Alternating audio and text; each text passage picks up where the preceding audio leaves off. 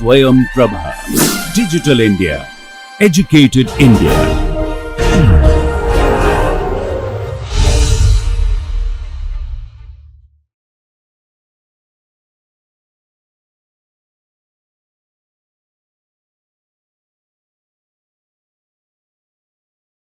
Okay. Hello, good afternoon. Welcome to the course on comprehensive view of speech processing. So, today is the lecture 8, and in the last 2 to 3 lectures we are discussing about acoustic phonetic representation of speech sounds, and in that we have discussed about the time domain and spectrogram representations for speech corresponds to sentences, then phrase level, and afterwards we discussed about the classification of sound units, and in that we have seen the acoustic phonetic representation of vowels very in a detailed way, and then the combination of vowels like diphthongs, and after that we discussed about the acoustic phonetic representation of like nasals, followed by fricatives, unvoiced fricatives. So, today we will complete or we will try to discuss about the remaining groups of sound units, acoustic phonetic representation of other the remaining sound units, and after that we will try to discuss briefly about what are the various knowledge sources present in speech. Okay. Yeah, in the last lecture we are discussing about the acoustic phonetic representation of voiced fricatives. So, prior to that we discussed about unvoiced fricatives, and we know that the sound units, the fricatives, they are voiced and unvoiced types, but for both of them the speech production mechanism is exactly similar. Only the excitation part, the vocal folds vibration, the absence or presence of vocal folds vibration, that makes the difference of voiced fricatives and unvoiced fricatives. So, in the case of unvoiced fricatives we discussed about like fa, sa, sha, sa. So, those are the unvoiced fricatives, where for that in a speech production mechanism where the oral cavity will be almost closed, but with a slight narrow opening will be there. With that the air will be rushed through that acts like an excitation, right, and then with that wherever the vocal folds the vocal tract is closed, so with that the entire vocal tract or the oral cavity will be divided into 2 cavities, frontal and back cavities, and with that accordingly the resonance structure, or you can say that the frequencies that are resonated or the energy or the distribution across the frequencies you can able to observe in a various ways. And today we are discussing about the voiced fricatives. So, examples of the voiced fricatives are like va, za, ja. So, these are the different voiced fricatives. If you look at the time domain waveforms for va and for ja, and we have seen that for plotting the time domain waveforms for the different sound units, particularly for consonants, we appended the vowels preceding to the sound and following the sound. For example, to capture va, we use the a and a as the vowels. Those are a is used at the beginning and a is used at the later part.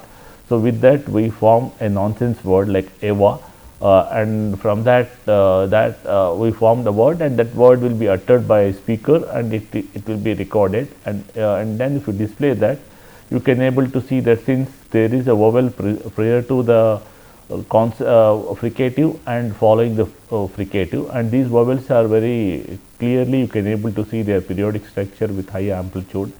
So, the waveform that is there in middle, in between these 2 vowel segments, that will be the desired fricative, and since it is a voiced fricative, you can able to see that the signal has very small amplitude, but there is some periodic structure even in the frication part. But usually the frication means we expect a kind of a noise, but here in time domain signal the noise components may present, but along with that even the voicing is also you can able to clearly observe here with a very low amplitude, right.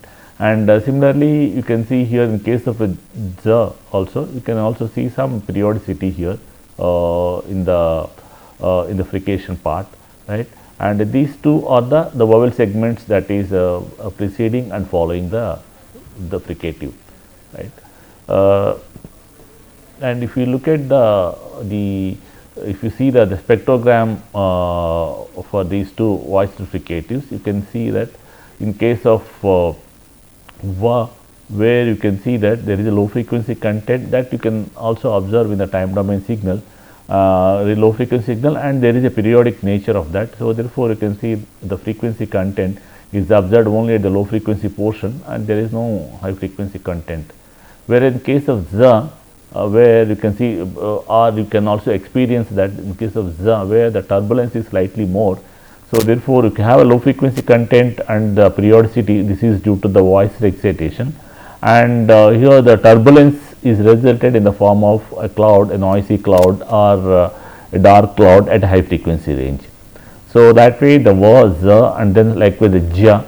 So, all these things are manifested as a voiced fricatives, where you can able to see the distinction by looking at the spectrograms between va and ja, where in case of va you don't see any significant frequency component at a high frequency range, whereas in case of the ja, where you can see that there is a low frequency content with a periodic low frequency content. You can see the harmonics, vertical striations, and the energy is also present at low frequency, as well the energy is also present at the high frequency content. So, that way you can able to discriminate the voice fricatives va versus ja. Then the last group of sounds we are discussing over here with the stop consonants. Here from the name itself you can able to figure it out. Stop consonant means here for production of these consonants where the vocal tract will be completely closed at different places, right, and then the sudden release of the constriction acts like excitation, and that creates or that produces the desired sound unit. Like in the context of Indian languages, we have seen ka, ch, ta, ta, pa. So, all these are like stop consonants of unvoiced nature, ka, ch, ta, ta, pa. All these are the consonants of unvoiced nature, and they are stops, because if you try to realize, you try to experience ka, where you have the vocal tract is completely closed at a velum portion, and then afterwards the release of that acts like excitation, and that produces that generates the sound ka, ka. Likewise ka, kha, cha, ta, ta, pa. So, all of them ka, cha, ta, ta, pa. So, all of them are the unvoiced stop consonants. Unvoiced. That means for a production of these, you can able to see that the vocal folds will not vibrate at all, but there is certain amount of time where there will be a pressure will be built up beneath the closure, before the closure and all, like behind the closure. Vocal tract will be closed at some point of time, vocal folds are open. So, with that the exhalation of air will be rushing towards the oral cavity, and they try to emit through oral cavity or nasal cavity, but the oral cavity is blocked, right. So, because of that the pressure built up, and then sudden release of that constriction, that acts like excitation, and that results the desired sound unit, that depending upon the place of constriction. And here the waveform, the time domain waveform, again the time domain waveform for a voiced stop. There are again here the stops, there are two types, but both of them are produced with the same phenomena.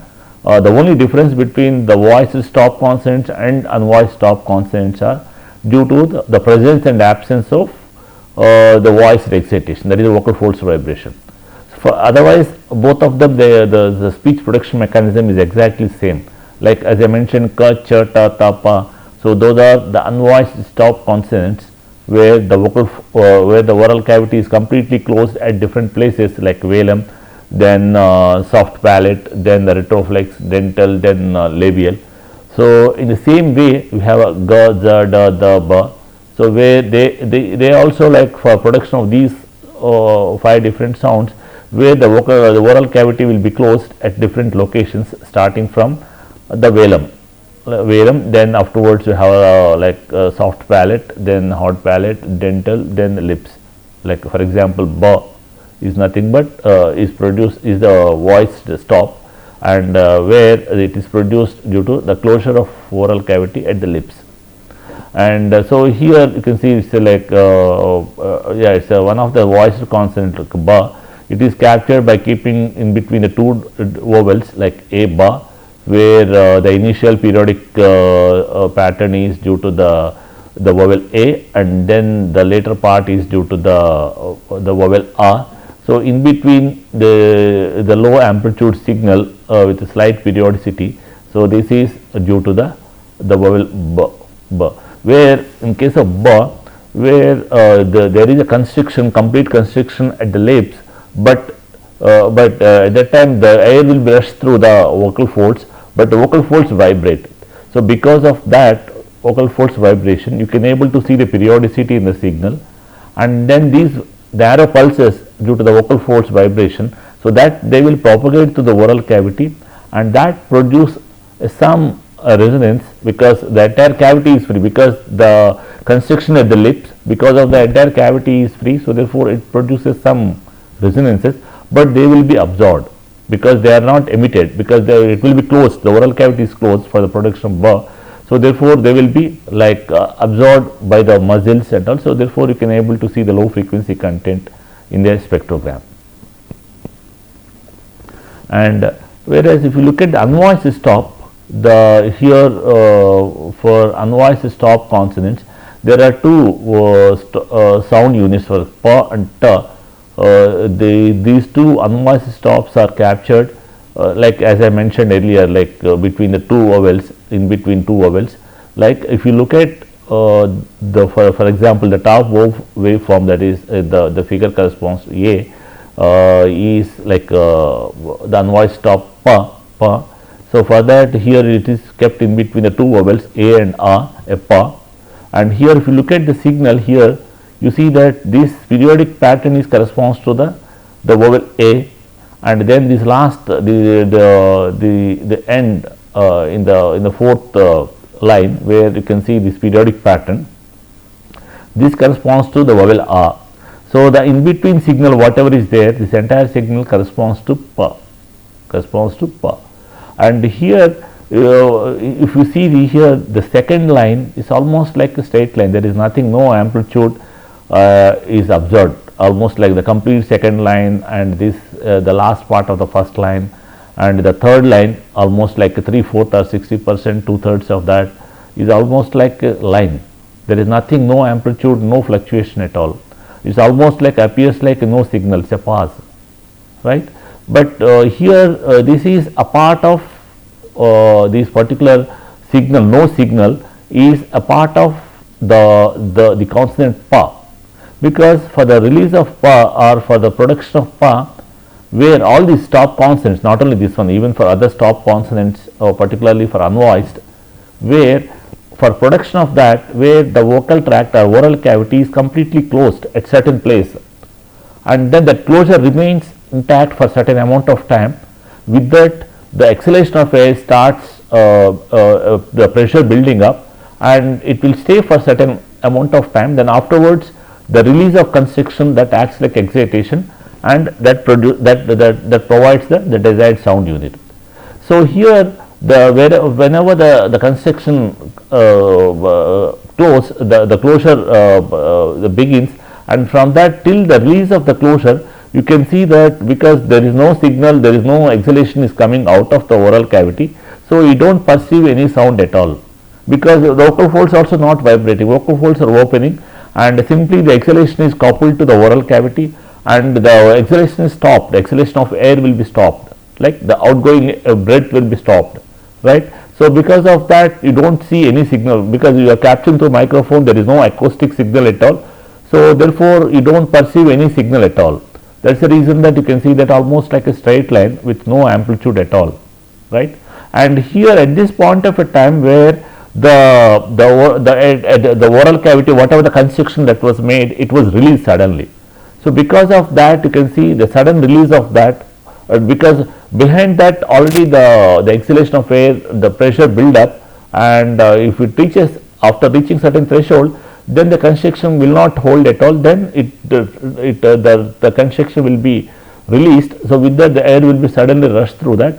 So you can see that there is a sudden increase in the signal amplitude. This is because of the sudden release of constriction. With that, the air will be rushed through the through that particular, to the release of constriction, that acts like a turbulence and noise. You can see that, you can see this is the, from this point onwards you can see, but here there is no periodicity at all, because the air will be whatever the air that was blocked till that point of a time, that will be rushed suddenly. So because of that, you can see this turbulence of the burst of air, or the burst of the turbulence, it can be observed in the time domain signal and all. And then afterwards you have the following R is there and all. So here this entire thing, like starting from here, the complete closure followed by a sudden release of a sudden release, and then a release of that will provide you a burst of signal, right? And this noisy structure, this entire thing is a part of the sound unit PA, right? Similarly, you can also observe a similar structure for the TA also, for TA. And here for PA and TA, the speech production mechanism or a constriction, everything that remains same. The only difference is that the constriction for the production of PA is observed at the lips, and whereas for TA, where the constriction is observed at the dental, at the teeth. So therefore, you can see in the time domain signal, it's almost similar. You can see here also, you can see that almost like a no signal, but here there is a slight but here compared to PA, TA, where PA versus TA, where for TA here also there is a release of constriction, but here the air, that means the burst of air that is releasing from that is not as significant as compared to PA, right. So that is the reason that you can see there is a noisy structure, but the amplitude of this noisy structure is not as significant as in case of PA, right. And another thing is that actually here we are uttered TA in between the two vowels. So therefore, even the release, the burst of release of noise, that is also here, you can see a noisy here and at the end and here at this portion. Afterwards you can see this noise also appears to be like a periodic, because the following is the vowel to be uttered, because the vocal tract will be modified, or will the articulators will move such a way that, because it has to utter A first and then afterwards a TA.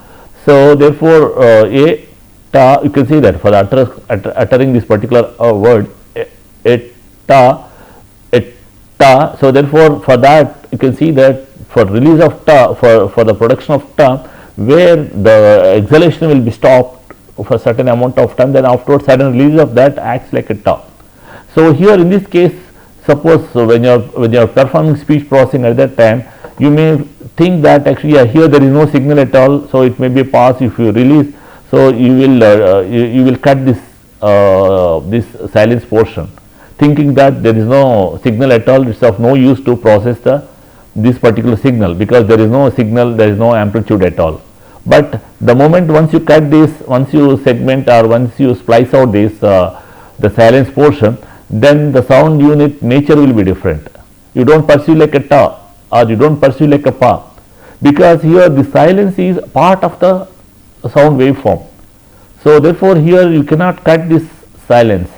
The silence is a part of the signal, even though there is no signal amplitude, but still it's a part of the consonant PA, and this is a part of consonant TA. So that is a very important observation from the time domain signal and all. So then we move on to the spectrogram representation. Here if you look at the spectrograms for both voiced and unvoiced stops were given. For voiced stop, the ba was provided, and for unvoiced stop like a pa and ta were provided. And if you see that for the voiced stop ba, where you can see here, this is you can see the signal is periodic here during the like ba, but here in case of ba also where the vocal fold, the oral cavity is closed at lips, but even though it's closed, but the air is rushing, air is passing through the vocal folds, and here the vocal folds are vibrating during the passage of air. So because of that, the narrow pulses that are propagated to the oral cavity and whatever the resonances that are produced by the oral cavity, a complete oral cavity, so that will be absorbed within the oral cavity itself, because the lips are closed. So that's the reason that you can see that you don't see any high frequency content, right, and only the low frequency content is known to be voice bar, because here whatever this low frequency content, this is because of the vocal folds vibration, right. That's what we observed even in the time domain signal also. Whereas in case of unvoiced stop consonants like pa and ta examples that are mentioned over here, in case of pa, here you can see there is a complete silence, because this silence, you can see here there is a complete silence, almost like there is no amplitude at all, signal amplitude. It's a silence only, because there is a complete closure. There is no exhalation is coming out of the oral cavity, or no acoustic signal is coming out of the oral cavity. So therefore the mic, you don't observe, you don't see any pressure variations. So that's what resulted in the signal, right. And after that, here at this point of a time, the construction is released. So therefore you can see a sudden turbulence, sudden burst of signal, like noisy signal is observed over here, and afterwards there is a vowel a is followed. And so here this is the time domain characteristics that was observed in the previous figure, and whereas the same figure here, and here for this, if you see the spectrogram here, since there is no signal here, since there is no activity here, because there is a complete closure at the oral cavity, so therefore even in the spectrogram also you don't see any frequency components, because there is no acoustic signal at all during that time. So therefore there is no frequency component that was present during this closure, and then the sudden release of that, you can able to see that there is a noise burst that is observed, and along with that lot of turbulence of air is observed, and because of that you can see that, so the frequency content will be concentrated at the high frequency range. And here, since immediately after this consonant there is a vowel is there, following the vowel is there, so therefore the influence of vowel is also observed in this consonant. Actually, strictly speaking, in this consonant there is no periodicity and there is no resonance structure at all, right, because the air will be rushed through that, and that becomes a turbulence. It's like a noisy, but since the vowel is there following that, so therefore this effect of this vowel, right, for forming the vowel, whatever the articulator movements were there, so that influences this particular pa, and because of that you can able to see the formants whatever is there for the a. So they also like appears to be like they started from this consonant itself. So that's the reason you can see that in a spectrogram you can observe a noise, you can observe the energy at the high frequency regions at the pa, and similarly you can also see from a ta also at ta. But compared to pa and ta, from the spectrogram it's very clear that the energy that was present during the presence of pa is higher, much higher at different frequencies compared to ta. So that you observe even the time domain signal also. You can see in the time domain signal at pa, you can see there is a high noisy burst that was emitted, whereas in case of a ta there is a noisy burst or the noise or turbulence, but its amplitude is not that significant as compared to pa. So these are the broad observations that can be observed from a time domain, and spectrograms corresponds to the stop consonants, basically unvoiced stop consonants. So next we move on to the time and frequency domain representation of a speech in the context of a sentence. So this we observed even at the very beginning of this lecture also, of this this content, acoustic phonetic representation of sounds. So here the sentence that was captured by microphone is किताब मेज पर है. It's a Hindi sentence, किताब मेज पर है. And here if you look at then after capture through microphone, then if you if you plot the time domain waveform, you can see the time domain signal is something looks like this. The time domain signal is something look like this. So, from this time domain signal, what you can observe here is that initially there is a pause, that means there is no signal at all, and we started uttering from this point,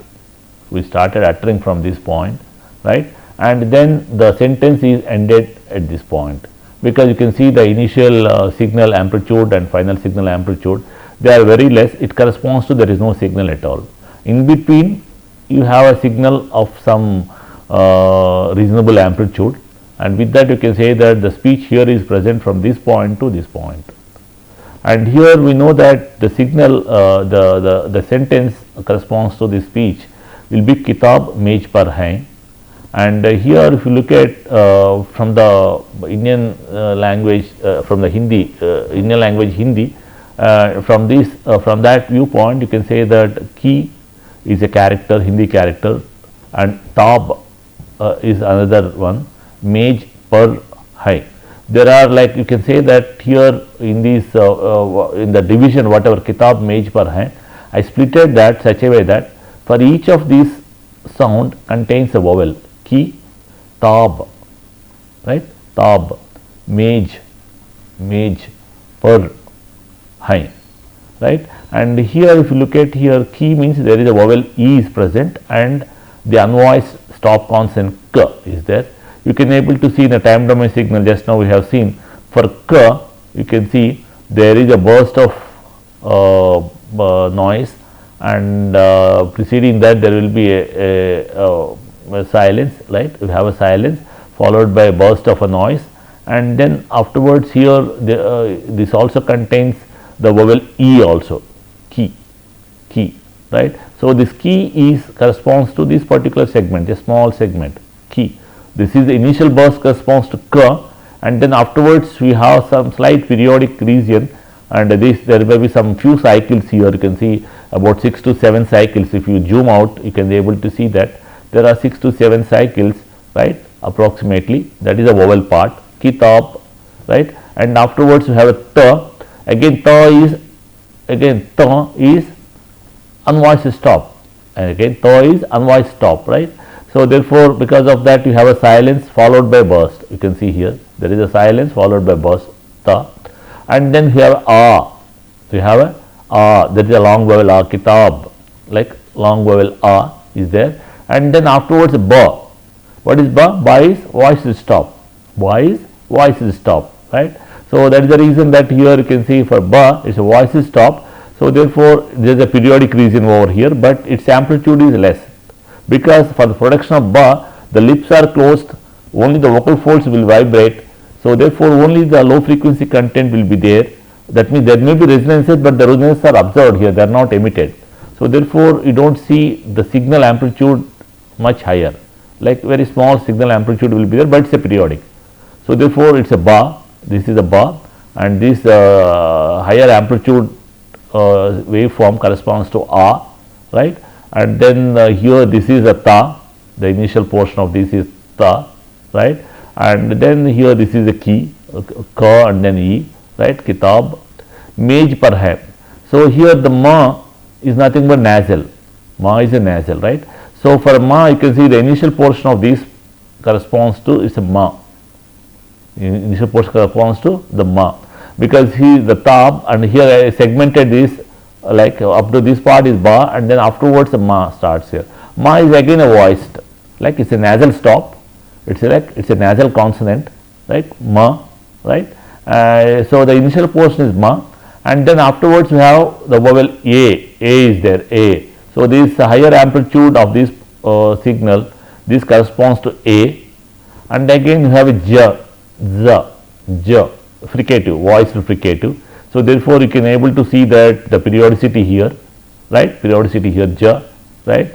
Then par, mej par, again the pa is nothing but voice, unvoiced stop, pa, unvoiced stop. So, therefore, you can able to see the noise over here, right, pa.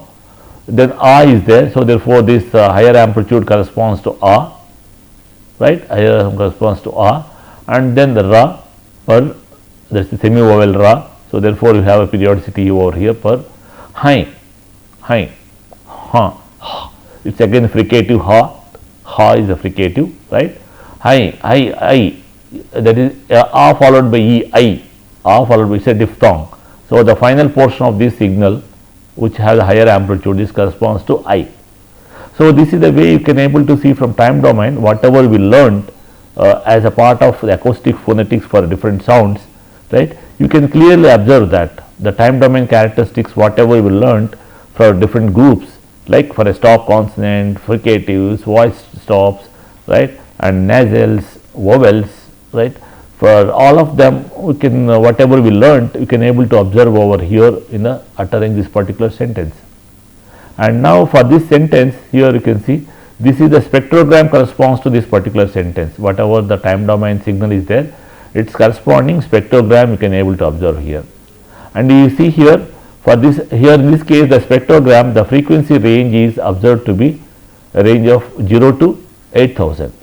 So it means that this particular time domain signal is sampled at a rate of 16 kilohertz, that is for every second of this waveform is sampled at a rate of 16,000 samples, 16,000 samples, right. Because because to process this signal by a machine, right, you need to convert this signal into digital, right. So this is first, initially the signal that is captured by mic is a continuous signal. So you need to convert to digital. So for that you need to perform some sampling and then followed by some quantization has to be done. So for performing sampling, so we need to decide what is the sampling rate, and here in this case the sampling rate or the samples that were made from this particular signal are, for every second the signal was chopped or signal was sampled at a rate of 16,000 samples. So that is the reason that in a spectrogram you can able to see that the frequency range that was observed is 0 to 8000 hertz.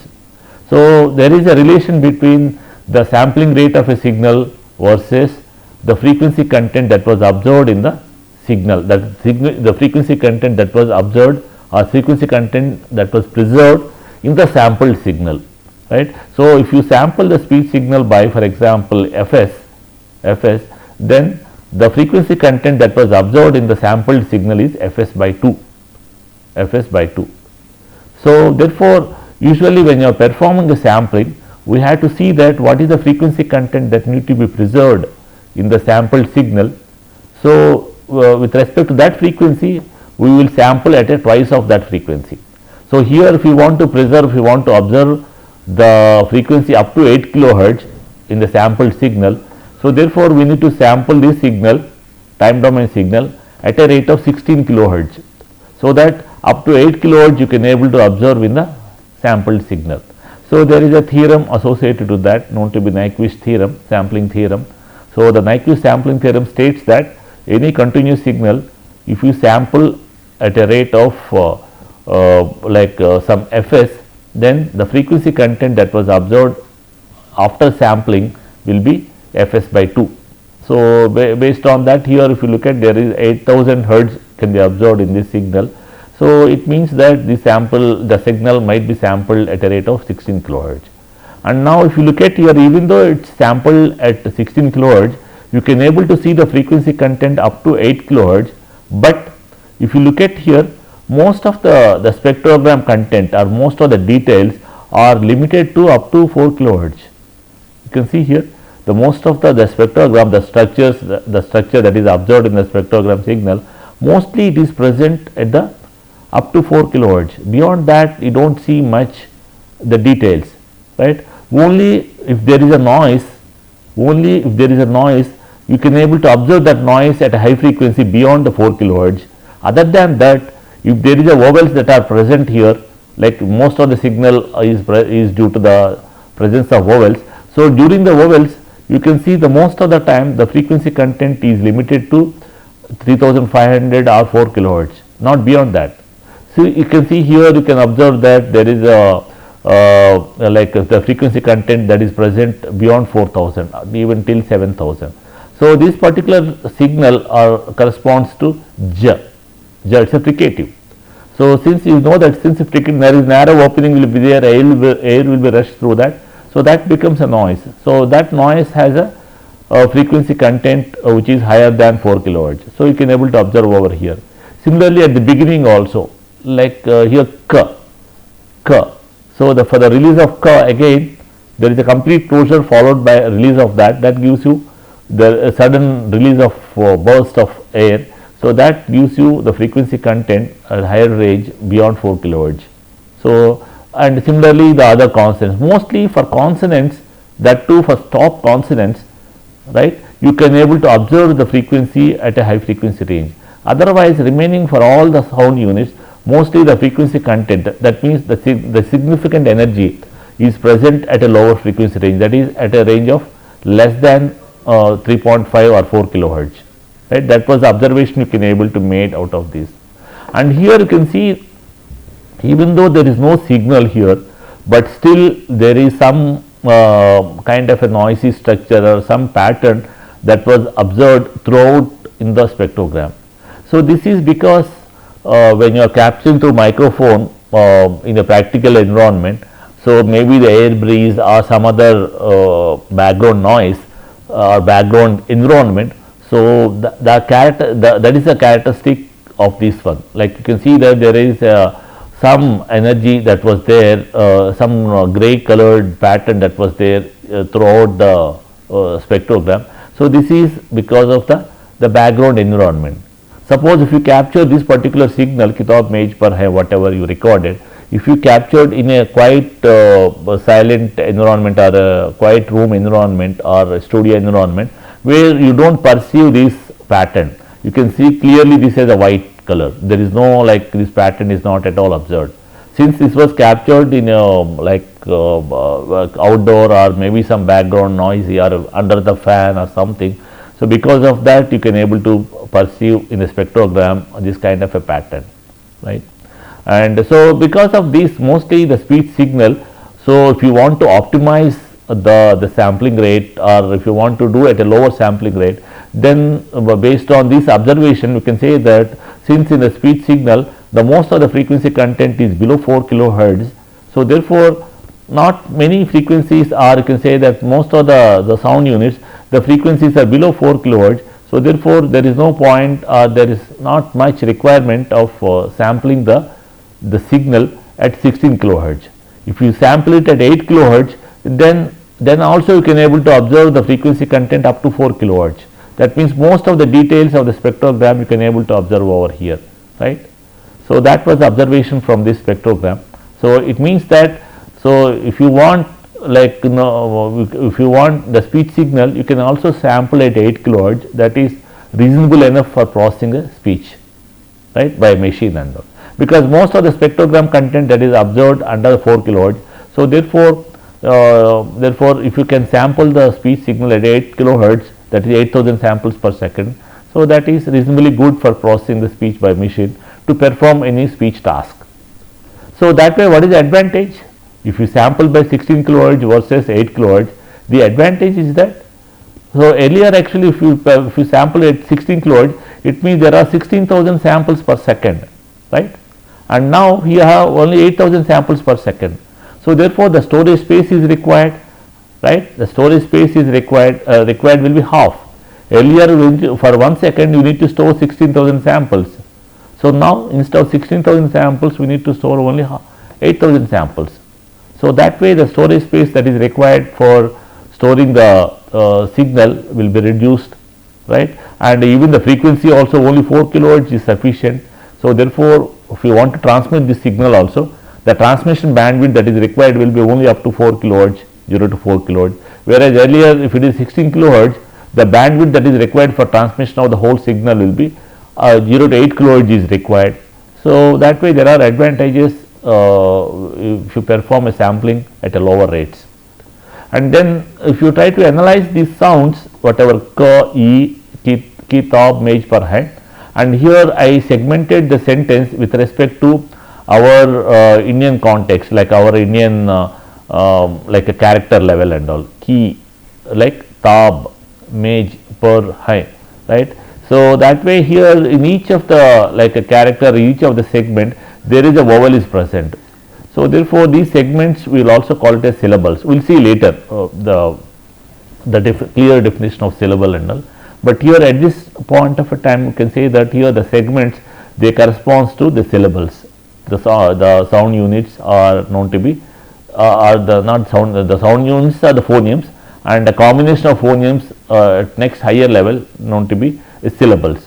And again, a combination of syllables can be viewed as words, right? And the sequence of words are that forms the phrase and sentence and all.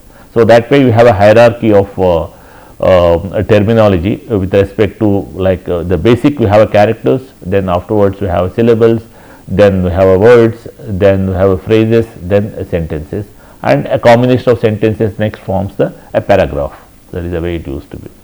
And here if you look at the spectrogram structure here, as we have observed here, since it is a ka, right, ka followed by e, where you can see that the initial portion, the small portion, this corresponds to a noise. So where you can able to observe that the energy distribution is throughout the entire frequency range, because a noise, so the frequency content of a noise will be like across all the frequencies that will be observed. And then E, vowel E, you can able to see that there is a little format structure you can able to observe in a very small duration. Here it is a low frequency first format, and this is the second format. So as we know that for the vowel E, since it is the front vowel, so you can see the difference between the first and second format is higher. The first format is at very lower range, around 300, 400, and the second format you can see it's about 2000, close to 2000. Like, so this you can able to observe from the spectrogram. And again tab.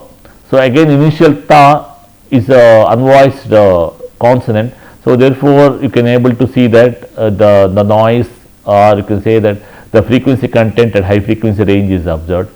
Then afterwards you have a, the vowel a, where we have a decent format structure, a very steady format structure is observed. It's a low format, like first format, this is the second format, and this was the third format, and this was the fourth one. You can able to see a regular format. And so you can see that all the time you have either 3 or 4 dominant formats or dominant frequencies, like or bars you can able to observe. These are the formats. So it means that with respect to here, wherever you can see very clear format, and if you go back and if you look at the time domain signal, there you have a steady vowel is present. Steady vowel is present. So because of that, you can say that the 2, 3 or 4 significant frequency ranges where the entire energy was concentrated. Entire energy is concentrated. Like, and this is maj A. And here before that you have a nasal consonant, you have a nasal. So since the nasal is also voicing, so you can able to see the voicing over here, and here this nasal is mostly influenced by this vowel. So therefore whatever the formats were there, so these formats you can clearly see very dark bands you can able to observe from this portion, but prior to that also there is some grey colored pattern which is just continuation of this can be observed. So this is basically the influence of this vowel on this noisy on this nasal consonant ma. This is actually ma, but this ma is influenced by the immediate following vowel and all, because in a continuum you are speaking, because you are speaking a sentence like kitab mej par hai, kitab mej par hai, right? And here if you look at, suppose if you utter a sentence like a kitab mej par hai, and again if you split the, we know that this kitab mej par hai contains these are the sound units like ki, tab, mej, par hai, and then if you record these individual sounds in an isolated manner, and then if you try to put together, stack them in horizontally, and again if you play it back, you can able to clearly make out a difference between a natural sentence where it is observed like kitab mej par hai in a continuum, versus if you record the isolated sounds and then if you place them, if you stack them horizontally, or if you place them in a successive way, and then if you play back, you can clearly notice difference, right? You can clearly make out, and the individual sounds are the individual segments of speech that was recorded in isolated case, and then if you concatenate them, that sounds very different. That sounds very different, right? Kitab mej par hai, like very different. Whereas kitab mej par hai, that is appears to be more natural, pleasant, right? So that difference you can clearly make out, and that characteristic, that means when you try to utter a speech sentence or a speech in a continuum, that is the sound units in a very succession, right? And so the characteristics of each sound unit will be influenced by its context. That means, suppose for example in case of kitab mej par hai, for ka, for production of ka, there is a prior to that we have an initial pause was there, that effect of pause was will be there on ka, and then e is there, there is a next sound unit will be e. So whereas the e that will be affected by its preceding sound unit, there is a ka, and then its immediate following sound unit ta, right.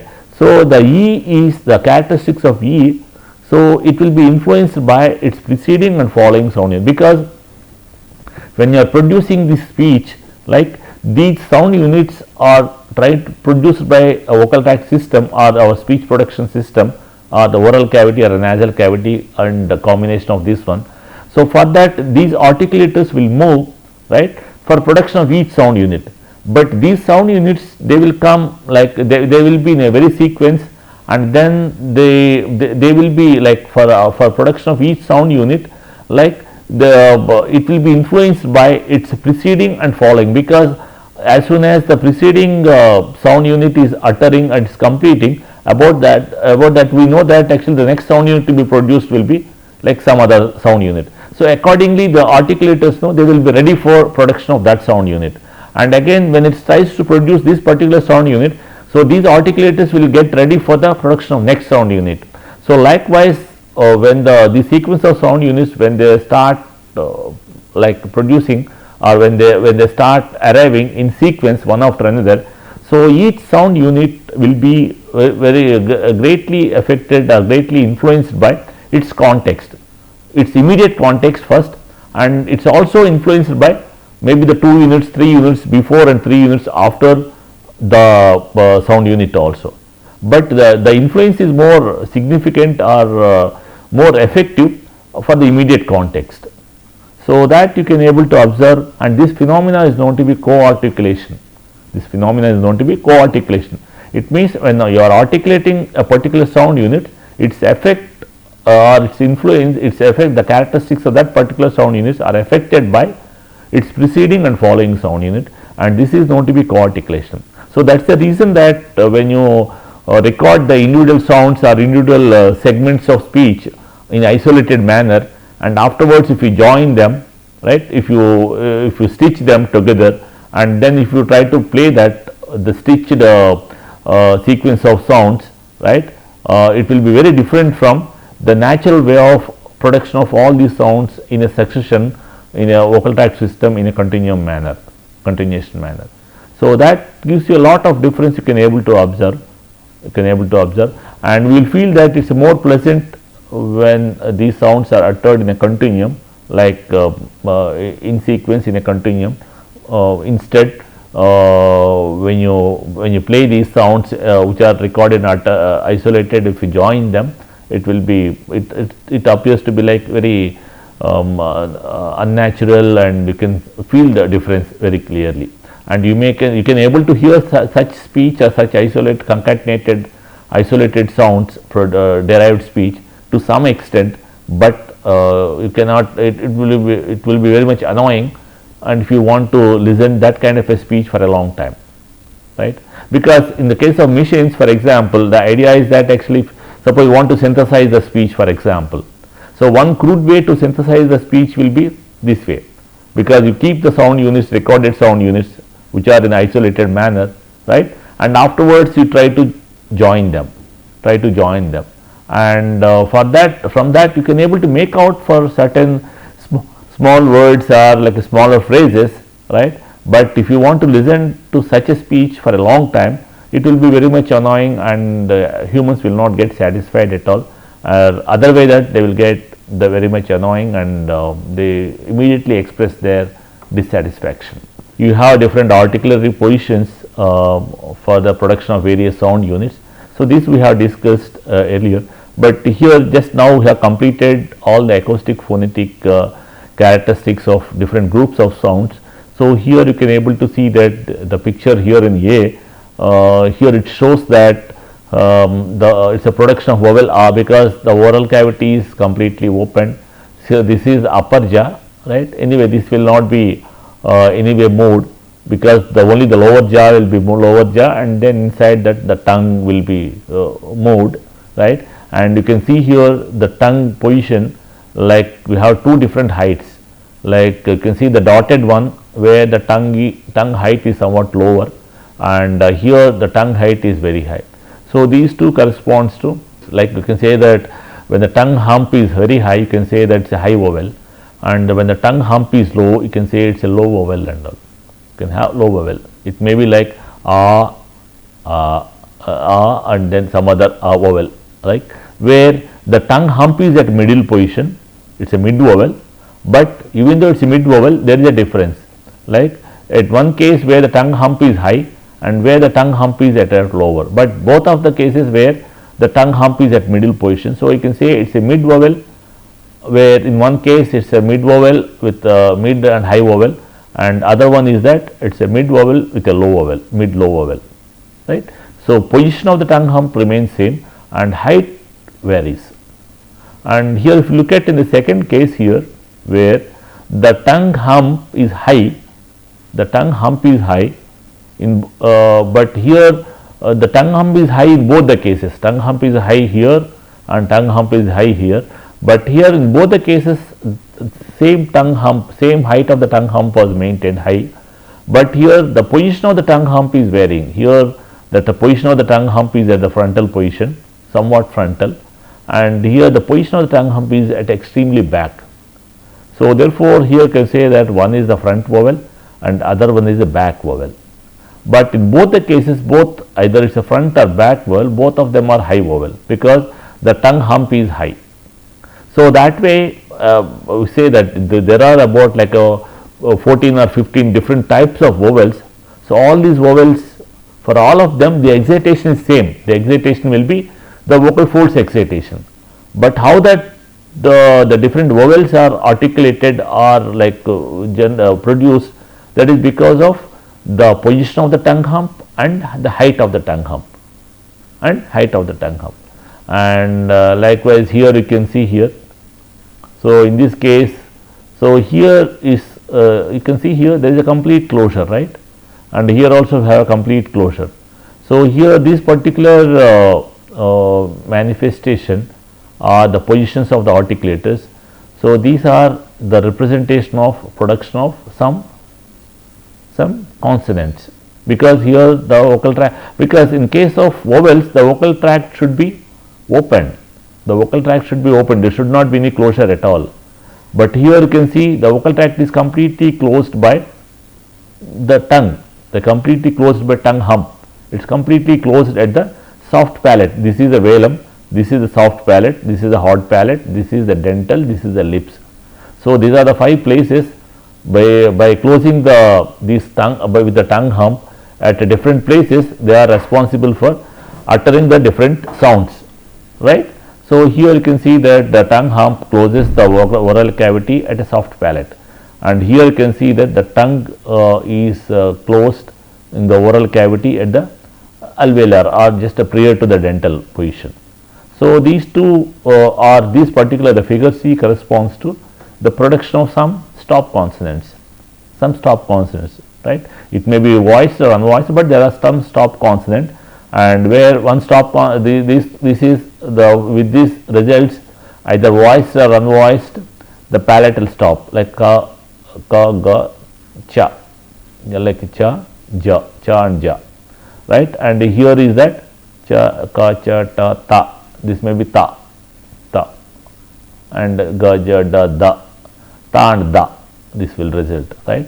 And here this fourth configuration, if you look at here the figure D, where there is a narrow opening is there. There is a narrow opening. So with that narrow opening, the air will be rushed through that. So that results a fricative. And again, where this narrow opening is positioned and all, this narrow opening here is positioned at the just before the teeth, just behind the teeth, So it means if it is here, it's like a fa, like pa. then it is like a sa, this may be sa, like a sa. If it is much behind, it will be like a sha. Like if it is at the velum, it will be like a ha, right. So that way here this position maybe corresponds to like a sa, okay, just behind the teeth. So that way the different the tongue positions are like the placement of a tongue at a different positions in the oral cavity, that results different sound units, and this is the illustration for that. And the same thing whatever we have discussed over here. So you can see the vowel diagram, you can based on the position of the tongue hump, you can say that the front vowel, central vowel, or you can say the mid vowel, central vowel or a back vowel. And here based on height of the tongue hump, high vowel, mid vowel, right, medium vowel and the low vowel end. So that way you can able to see that the different vowels that can be placed in the different positions, right. You can have the like E, where it is a front vowel and the high vowel, like U, it's a back vowel, but maybe the height may be higher. So that way you can have the here just the only 5 different vowels are there, but here based on the height of the tongue hump and position of the tongue hump, we have different vowels can be generated from the our oral cavity system or vocal. And so these are the just illustrate that the spectrograms of different isolated digits 0 to 9, right, and O, the total 11 isolated digits were uttered by a male speaker in some random order. And here the observation is that just look at that, you can know that for the 1, 2, 3, 4, these are isolated digits. For production of 1, what are the various phonemes that were there, right, and for uttering that phonemes, what will be the manifestation of the spectrogram. So from these spectrograms, your task is to, by having the learned knowledge like acoustic phonetic knowledge, whatever so far we learned for every different sound unit, for every groups of sound unit, how the acoustic phonetic properties are there in the spectrogram in time domain waveform.